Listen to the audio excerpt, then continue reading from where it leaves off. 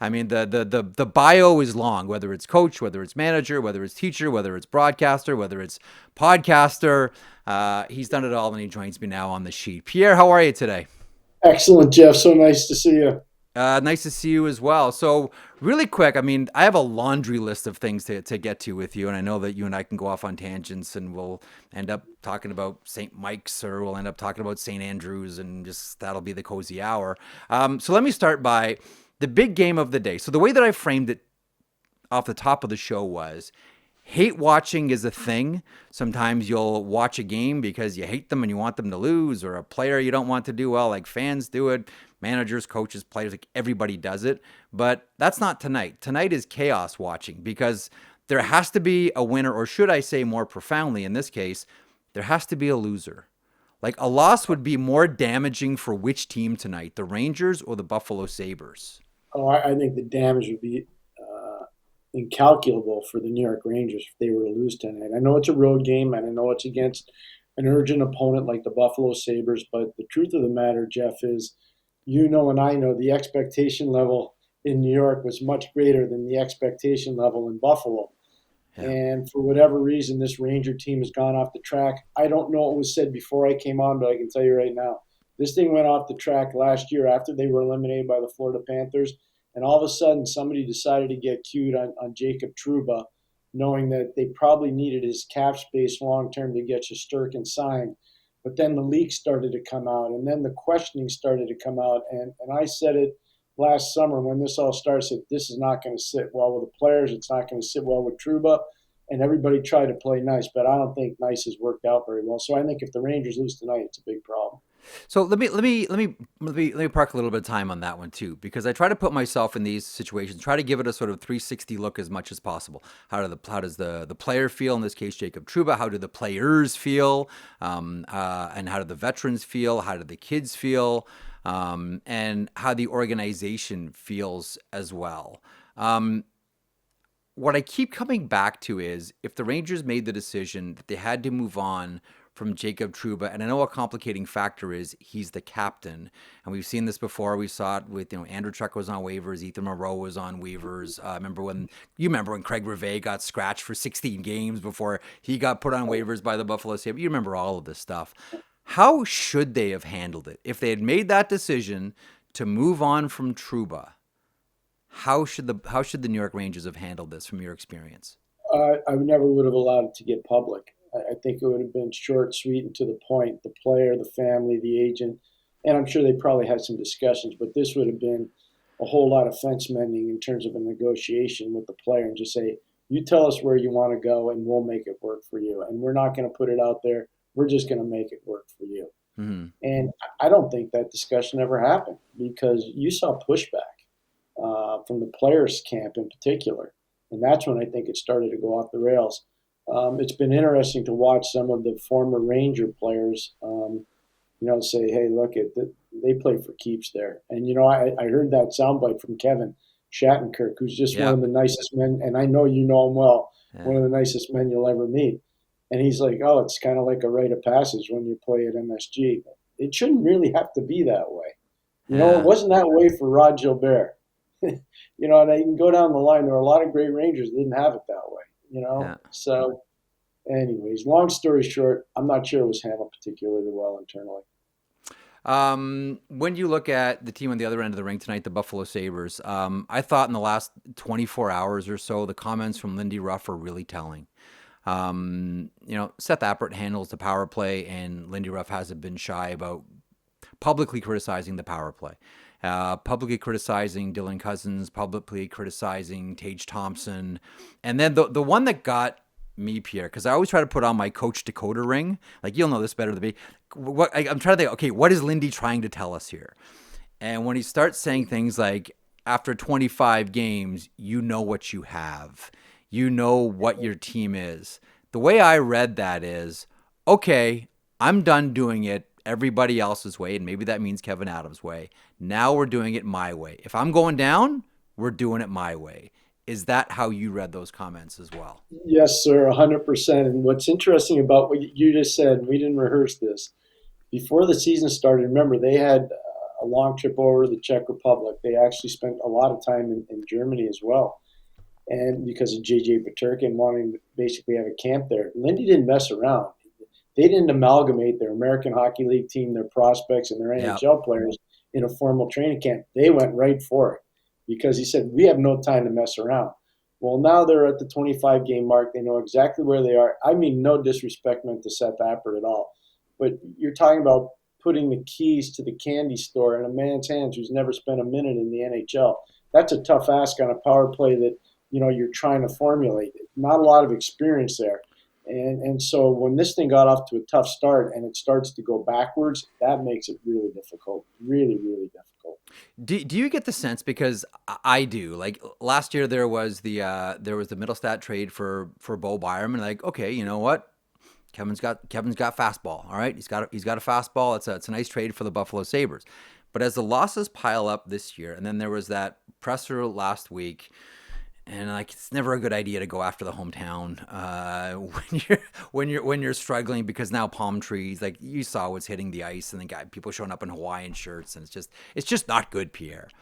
So I look at Kevin Adams here, and I say, this is you want to change things, but outside of like sending Lafferty or Obey Kubel or maybe Jack Quinn to the American Hockey League, I mean, you're really just sort of shuffling deck chairs in some way.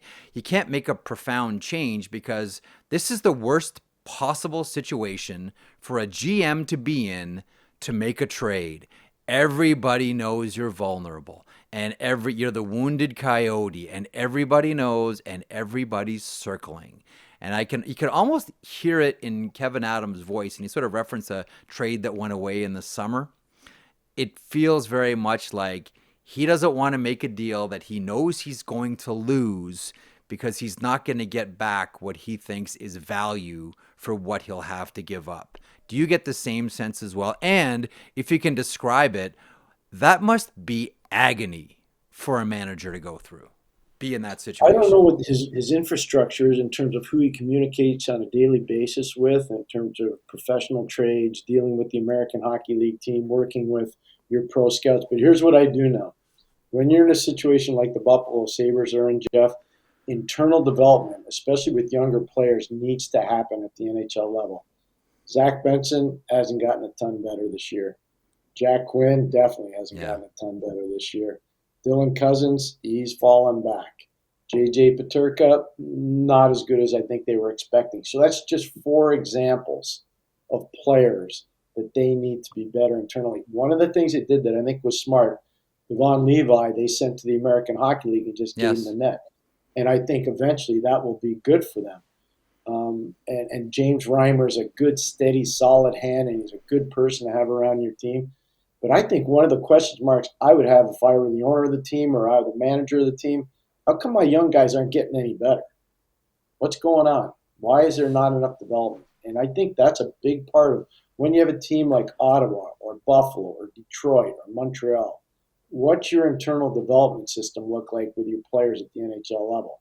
And if it was not very good, you got some problems. So I've got there's a few things I want to sort of jump into on those comments. So a couple of things. One about, so I talked a lot over the last couple of days about what you just mentioned. That is, who are you communicating with? And in the American Hockey League, it's Jason Karmanos, and there is a resume there. Like, Jason Karmanos has been around for a long time with a couple of organizations in Carolina and Pittsburgh as well. So there is some experience there. But since Kevin Adams came in, the story of the Buffalo Sabres has been inexperience all around, right? People coming in from the Academy of Hockey and in and out in 6 months or a year. And there was that period where essentially Kevin Adams was the only manager in the organization. And this is his first go around as a GM of an NHL team.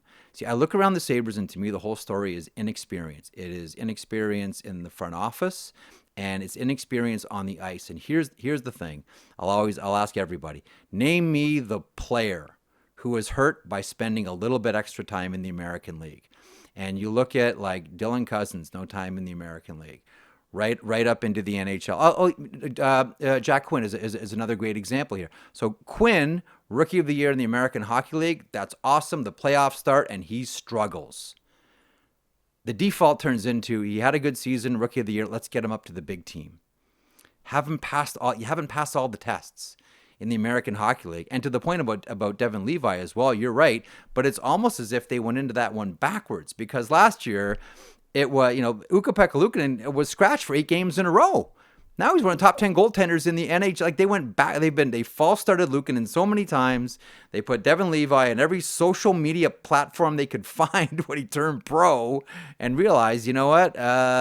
Maybe it shouldn't be Levi and Comrie starting the season. Maybe the guy that's played in the American Hockey League for a long time, Luukkonen, maybe he's going to be our guy. Like, I just look at too many players. Again, too many players rushed into the NHL all at the same time and way too fast.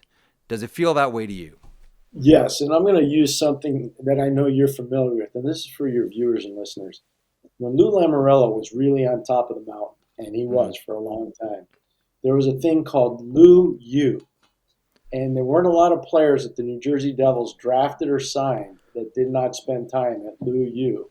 And Lou U was the American Hockey League.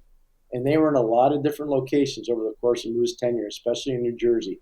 But I can only think of 2 players, and Marty Brodeur counts in this because he did play in Utica. Yeah. I can only think of 2 players that Lou drafted that never spent time in the American Hockey League. One was Scotty Gomez, and the other one was Scotty Niedermayer. I can't think of anybody else that Lou drafted when he was in New Jersey, along with the great David Conti, who was the chief scout there at the time, that didn't spend time at Lou U. And they always made sure they had top coaches down there. Guys spend a lot of time. I think the same thing about Detroit with Jimmy Devellano and Kenny Holland and Scotty Bowman. And eventually, you move on, and Kenny's there, and Scotty's moved on in Chicago and kind of retired. But those guys all went to the American Hockey League, whether it was Adirondack or whether it was in Grand Rapids. Those guys were playing. The Detroit prospects were playing down in the minors, and look at the success they had. So what bothers me the most is when people say the American Hockey League is being sent to the minors. No, it's not. It's being sent to the top developmental hockey league in the world. It's like I've always sort of described the American Hockey League as the finishing school for the NHL. Like, that's where you learn like the defensive side of the puck, and you learn how to round out your game and play in different environments and different positions than you're accustomed to. I was having a conversation with someone about Pat Maroon the other day, and I used to watch Pat Maroon played 1 year in London. In the OHL, he came in from St. Louis. He'd been coached by John Cooper in the NAHL for a couple of years. London got him the Basil McRae St. Louis connection. A couple of other St. Louis born players on that London Knights team had a kind of a real St. Louis flavor to it. Played the 1 year, and I remember outside of looking at Pat Maroon and seeing like this guy had like the longest stick I've ever seen. He's like Chara length, but he was so skilled. He was so skilled and not really overly physical. Like, he was big, but he wasn't physical. You've seen these guys before.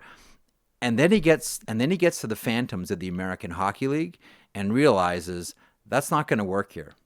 Chris Barch went through the same thing. It's not going to work here. I need to evolve and change and adapt my game. And if you had like two videos beside each other, Pat Maroon, when he's winning Stanley Cups with Tampa and St. Louis, and Pat Maroon playing with the London Knights, you would not know, unless you saw the name bar, that it was the same guy. And that's what the American Hockey League, it'll identify like what kind of player you can be in the National League. I love what you're saying because it's so spot on. It has so much relevance too, especially when you consider a situation like what's going on right now in Buffalo. But no, the 1 year recently that I was working in Ottawa, before Mr. Melnick passed away, I spent a lot of time with our team in Belleville. And I can tell you right now, Zach Ostapchuk was a kid that was there for a short period of time. Yep. Then he went back to junior. But you could see just a short period of time he was there, this was going to turn out to be a really good player for a long time in Ottawa. And there are a bunch of other guys. You just see whether they're going to be able to do it or not. And I just think it's an amazing place for teams to park prospects and give them an opportunity to really develop. And when they are ready, they come up. About a month ago, I spent 2 days in Laval watching Montreal's farm team in Laval play against Providence. I broadcast the games. And I would tell you this right now, Montreal, they're all talking about this prospect, and that they got about 4 guys down there that are going to come up and help their NHL team within the next year to 2 years. One of them is Luke Tuck. One of them is Florian Jacki. Another one is Joshua Roy. Another one is Owen Beck. Another one is Logan Mayu. you look at it, they got a whack of guys down there who are Yeah. really going to be good players.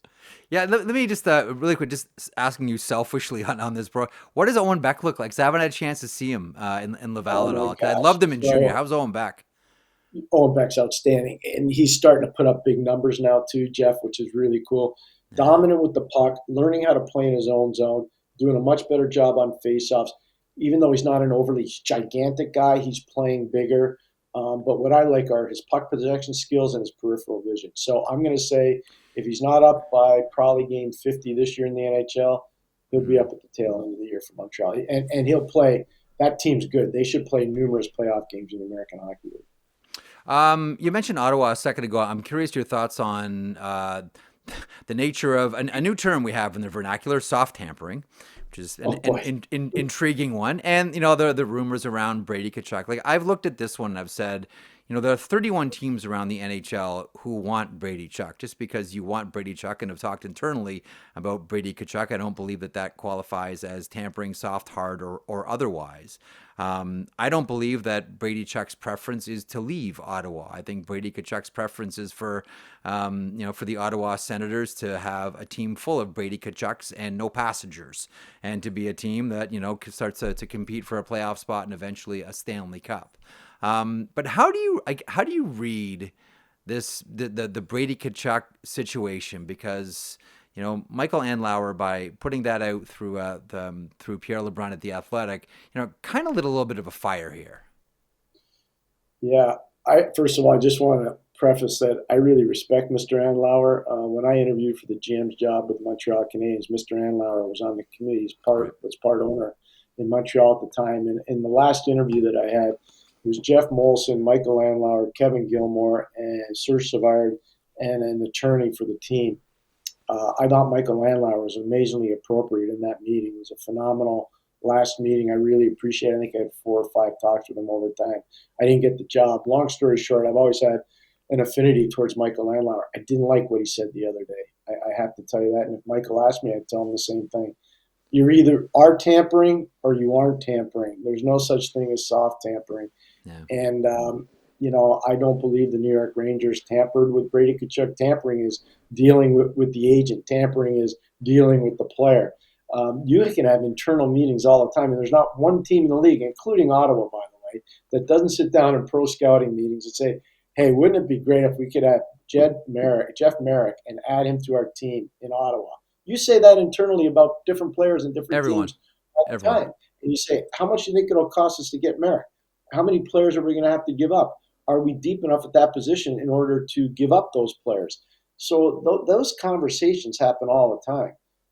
Unless they can prove that their text messages, phone calls, or direct communication in Mm-hmm. another forum with Brady Tkachuk or his representatives at Newport Sports, there was no such thing as soft tampering. Zero. So let me ask you. I mean, I'm sure you've heard this example before. This is for our viewers and listeners. I'm curious whether you think this qualifies as tampering. So one former manager, when I asked him, it's like, okay, so like I know all you guys do this. Like this is like the world, the NHL world revolves around tampering. Certainly around July 1st. I said, what's your secret sauce to not tamper? And he said, what I would do is I would go to an agent of someone who I was interested in, and we'd have some small talk, and he'd say like, yeah, how you doing? What are you looking for? And I'd say, well, you know what? I'm looking for a 6'2" right shot defenseman on an expiring contract. Maybe he played his junior in Medicine Hats. I'd probably go 4x3 on if I could only find someone like that. But I don't know if maybe he was also traded to Prince George and maybe played his minor hockey here. I don't know if I can find that guy. But if I could, I'd go 4x3. Do you consider that tampering, even though you haven't mentioned the person's name? No, I don't. It's the way the game is played. So some of the best deals, and you'll like this because I think you're privy to it. Some of the best deals happen when pro scouts are in different rinks. Yeah. And let's just say you and I are scouting and we're watching and you got anything going? And you'll say to me, yeah, we got a few things going. What do you like? And I'll say, well, I like some big defense, or we think we need a goaltender. Boy, you guys have a lot of goalies. And then the other guy comes back and said, would you be interested? And I said, yeah, let me bring the message back to my GM. So that's how a lot of these deals actually get formulated, is Yeah. people discussing stuff in press boxes or on airplanes or on trains, or maybe the pro scouts are traveling together. You never know. But there's a lot of stuff that gets put out there. The one thing I do think the league is concerned with, though, and you touched on it, how a lot of these deals are done right at 12 o'clock on July 1st. And I think the league's Yeah. concerned about that, because I remember the year. Well, I don't remember the exact year, but I remember when it happened, when the Dallas Stars had, I think it was Donald Audette, Billy Guerin, and somebody. They had three guys sitting at a podium at 12:01. How did they get from there so Well, fast? well, hang on. You can refresh my memory on this one. Wasn't Chara similar in Boston?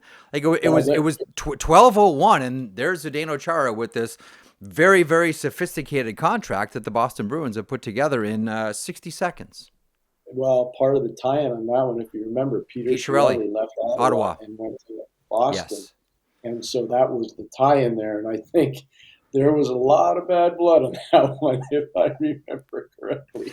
Well, and I'll tell you what, like that sort of winks at one of my other sort of favorite stories, and that is the Claude Giroux draft, where Bobby Clark forgot his name, and Ron Hextall, Ron Hextall had been with the Philadelphia Flyers, and a few weeks before the draft had left to join Dean Lombardi in Los Angeles, and he'd been privy to all the draft meetings, et cetera, and he knew that Bobby Clark, wanted Trevor Lewis, saw some of himself in the big power forward from Des Moines, the big center from Des Moines in the USHL, and there goes Dean Lombardi up there and announces Trevor Lewis, and Clark is just hot and like shooting daggers at Hextall at the Los Angeles Kings table, and then got up on stage and he was still hot about it, and he forgot Claude Giroux's name. Homer, who we taking?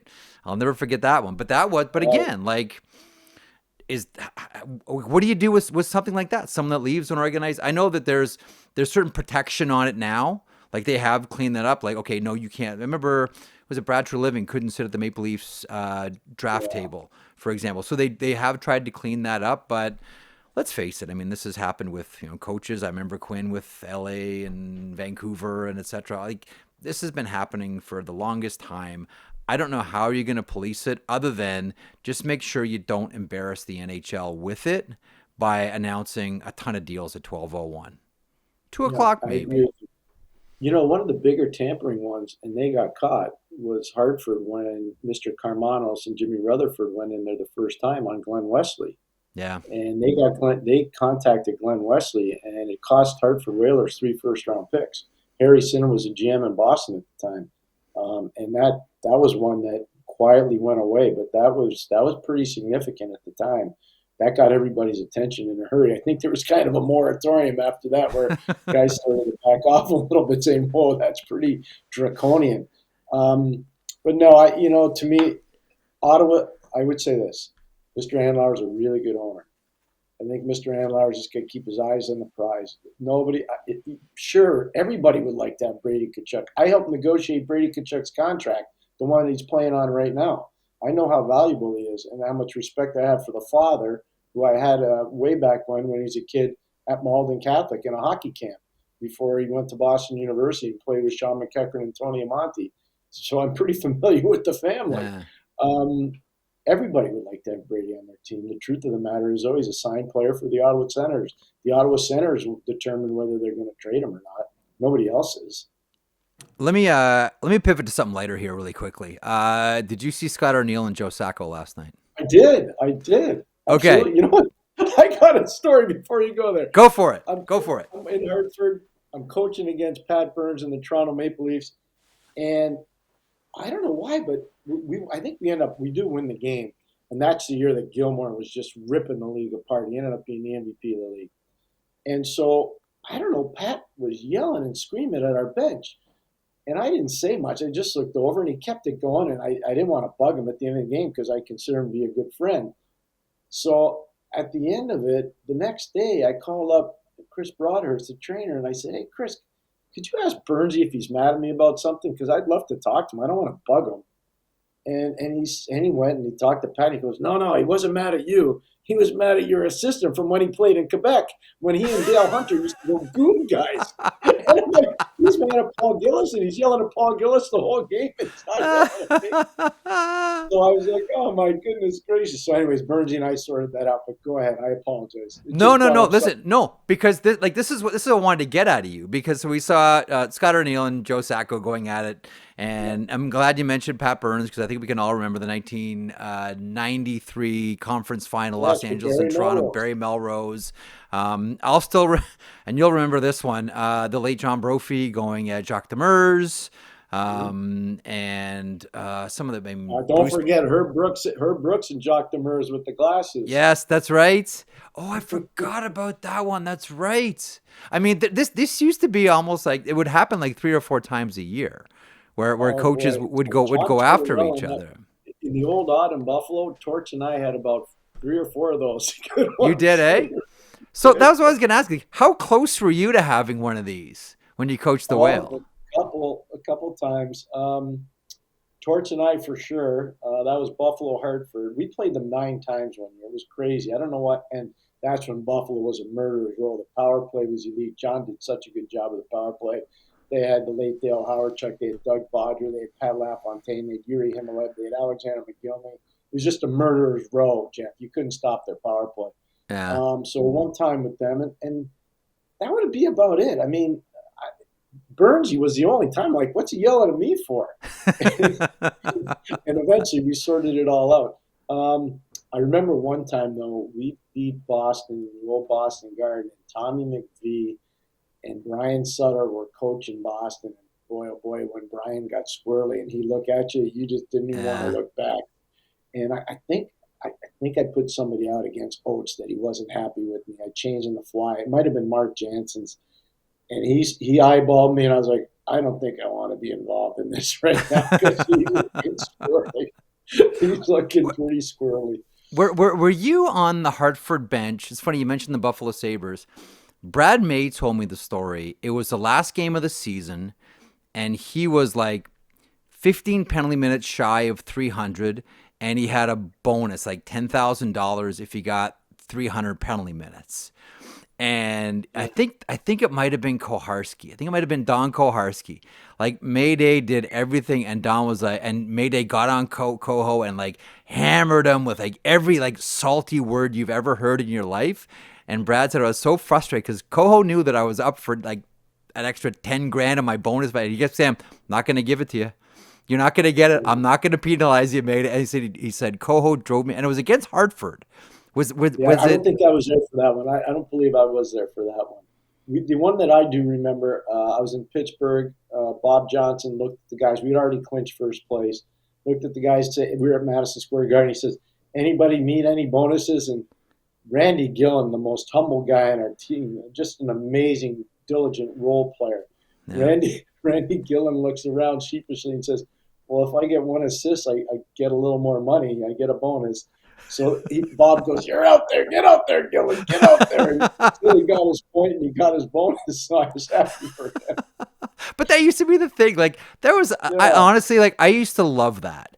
Everybody would know. Like there was that. I mean, the first time I became aware of it was with the Toronto Maple Leafs. One would have been like 78, and I think Lanny McDonald had a bonus for 40 goals last game of the season, empty net, and Darryl Sittler passed it to him. And then the story came out the next day. He gave it to him so he could get his bonus. And then, Harold would start benching guys towards the end of the season, so they couldn't get their bonuses. Like, okay, he's a couple assists short. Yeah, he's scratched for this game. He's not going to play, Roger. Like these guys aren't going to get in the game. That was always a nice sidebar that I always enjoyed in hockey growing up. Okay, let me ask you about the Preds. Let me ask you about Barry Trotz. Yep. I don't think anyone thought for one second that we'd be sitting here on December the 11th and the Nashville Predators would be team number 32. And that's where we are with Nashville. A couple of things. We've made a lot about the center position, and I think that is accurate, and I think that story is well told. The one thing that I keep coming back to with Nashville is I don't think it's a coincidence that Nashville's where they're at and Tampa's where they're at, considering Ryan McDonough just went from 1 to the other. I think he's one of the most underrated players in the entire NHL and has been for a number of years. All you have to do is talk to any of his teammates. All you got to do is watch him play.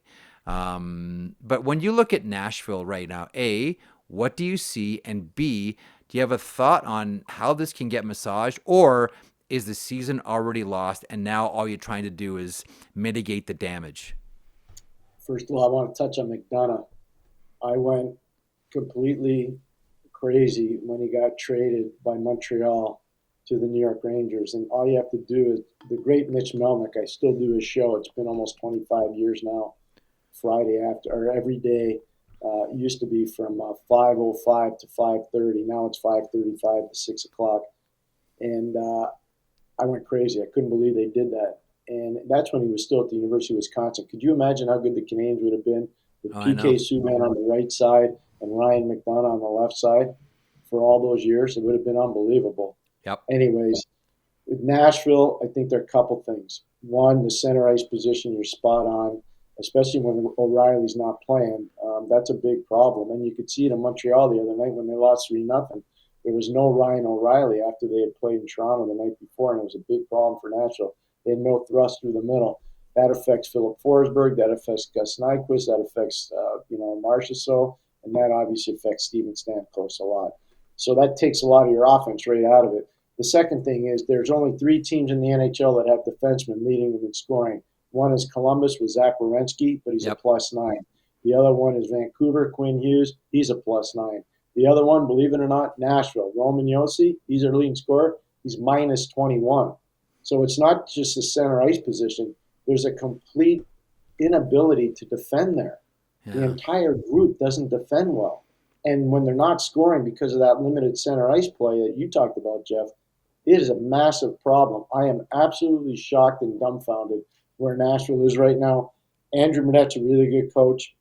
I can tell you right now, Todd Richards, Darby Hendrickson, those guys are really good hockey men. Derek McKenzie's a really good hockey man. I do not get what's going on. I don't get what's going on there. I don't get the sense. And listen, I think Barry Trotz, you think of a couple of things. You think Stanley Cup, you think Jack Adams, you think, longtime Nashville. Someone from a little bit older vintage might think of, old Regina Pats defenseman. I think coach first, even though he's a manager. And I think that he's really trying to go out of his way to make sure that there's no conversation about Andrew Brunette behind the bench. I think that there's an understanding that Barry has that, this isn't coaching, this is construction, and that one's on him. Do you get that same feeling, Pierre? Yeah, that's why I brought up those other things. Like center ice is clearly a problem. I think limited defense, and you nailed it, by the way, with Ryan McDonough. They miss Ryan McDonough unbelievably. I mean, it's really apparent. And I'm a huge, I think you are too, a Roman Josi fan. Roman Josi, one of the better players in the league. But he's -21. You can't make that up. Like, those are his numbers. I didn't do it. But he leads his team in scoring, and he's still where would he be if he wasn't leading his team in scoring as a defenseman? He wouldn't be -21. He'd probably be -35. So, they got issues there. It's not just offense. They got issues defending in their own zone. They really do. Okay, so one of the things, as sort of bouncing around topics with you here, Pierre, one of the things that I always ask myself when there's a new scenario is, what am I missing? Like, I've thought a lot and talked a lot and written a lot and spoken a lot about this NCAA CHL situation and what it's all going to look like.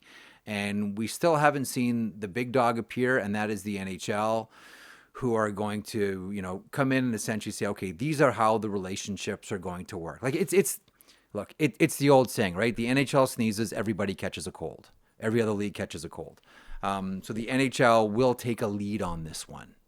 How do you see it all playing out? And is there something, you always think about the law of unforeseen circumstances, or, what is everybody missing? While we're looking over here, something over there is happening and we're all missing it.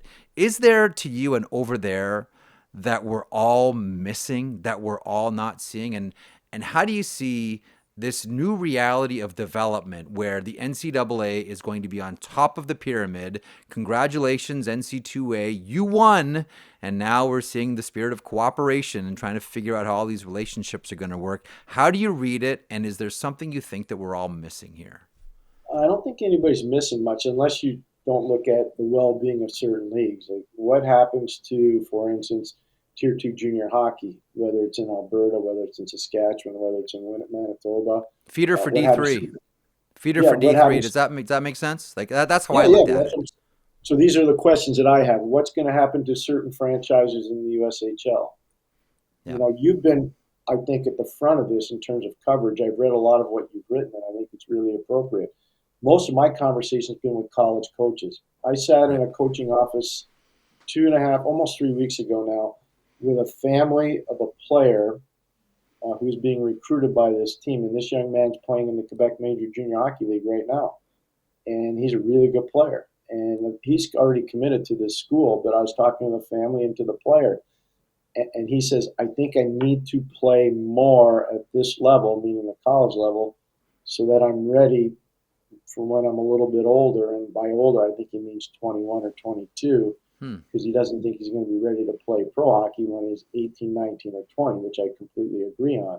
And I think that's what a lot of kids are looking at right now. And I don't know whether that's right or wrong, but I think that's how a lot of kids are looking at it. A few more things before I let you go. I was saying at the top of the show, I think in a salary cap universe, I don't think it's right to expect or ask goaltenders to steal games. Given the level of parity around the NHL, I think that's a really tough ask. I think you can ask a goalie to steal a period. I think you can ask a goalie to steal 2 periods. But a game is a tough ask. But we just saw Anthony Stolarz steal a Oh, game last gosh. night. Flat Oh, out, God. full stop, last call, all of it. It's over. Get out, wipe the table down, everybody leaves. That was larceny last night. The Maple Leafs had no business, never mind picking up a single point, picking up 2 points in that game last night. Do you have a thought on Anthony Stolarz? I do. I got a bunch of them. The first time I ever saw him play live, he was playing for Nebraska Omaha. Oh Doc yeah. Emmerich and I, Doc Emmerich and I were doing a game there for NBC Sports Network. It was Nebraska Omaha against Colorado College in Omaha. He was so good in that game, and it wasn't long after that he left to go play for the London Knights. Mhm. And I tracked him ever since then. And I was with Ottawa when he was in Anaheim, and he played against us on, I think it was a Saturday afternoon, might have been a Sunday, but he was so good. He was so good in that game. And, watching him last year, I thought he was really good when he had a chance to play in Florida. Obviously, Bobrovsky, that was his net. But when the Leafs got him, I've been on the record since they got him. One of the really, I think, under the radar acquisitions of the entire last off season. And he's been great.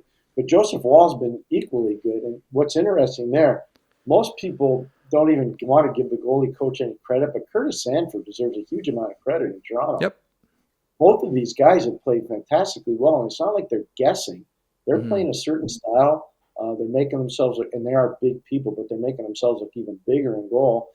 And what you said about Toronto last night, after the first period when the shots were 18-1 in favor of New Jersey, I was Yeah. going, what the heck is going on here? And then I see Austin Matthews has 5 breakaways in the game, and he only hit the Yes. net twice, and one of them went in. And thank God for Toronto, it went in. It was in overtime. It was one of the more remarkable games. Really quick, last thing: Thatcher Demko's debut. Great to see him back. On the Sekeres and Price show, they're talking about Vancouver. Like, this is a manager. Like, you need to start to prepare yourself, considering there's a hospital bracelet issue here. Like, what does life without Demko possibly like? You have to start planning for it. That has to be a thought for Rutherford Alvin. Happy to have him back, but I mean, you can't just wait until it's over. You have to have a plan. I'm guessing Vancouver's going through it. Sekeres and Price were talking about it yesterday, so I wanted to get your thoughts on it. Yeah, I bet you they do have a plan. I bet you Patrick and Jimmy have been talking about it a lot, along with Cam and Granado and the rest of their staff. So I would say that, yeah, they probably do have a plan. In fact, look, for his first time around, yeah, there was rust on him, but I thought Thatcher was fine.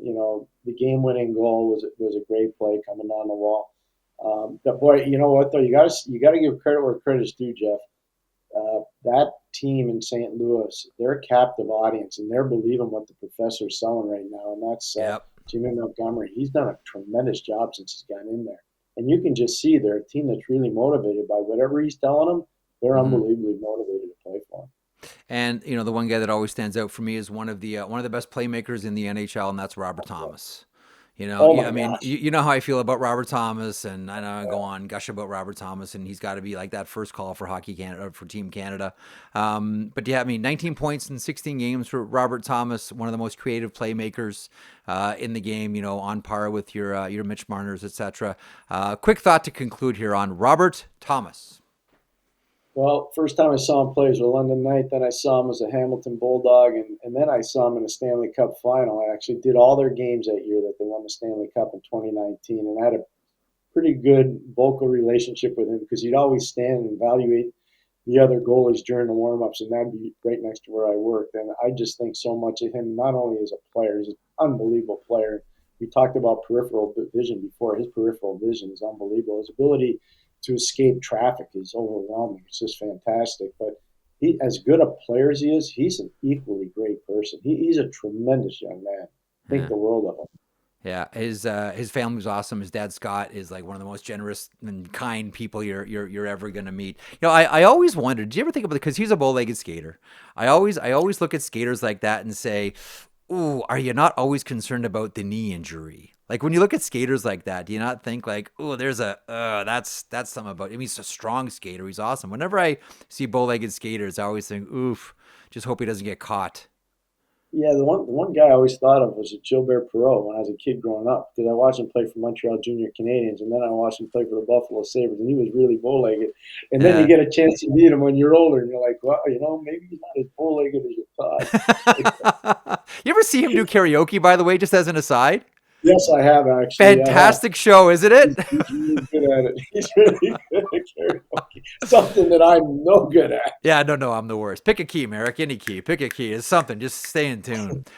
Listen, this has been delightful. We're going to do it regularly. Enjoy the rest of your day, Pierre. Thanks as always for stopping by. Continued success, and we'll check you out again here in short order on the sheet. Thanks for popping by the maiden voyage Thank you today. so much, Jeff. Congratulations on your new show. Good luck Thanks, with the pal. sheet. Take care. Thanks, pal. Thank you. Be well.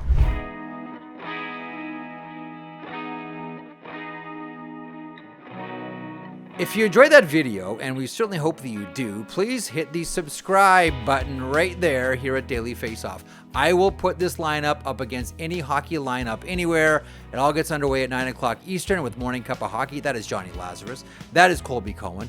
Then at noon, it's DFO Live. And then 3 o'clock Eastern, The Sheet. Get caught up on everything in hockey.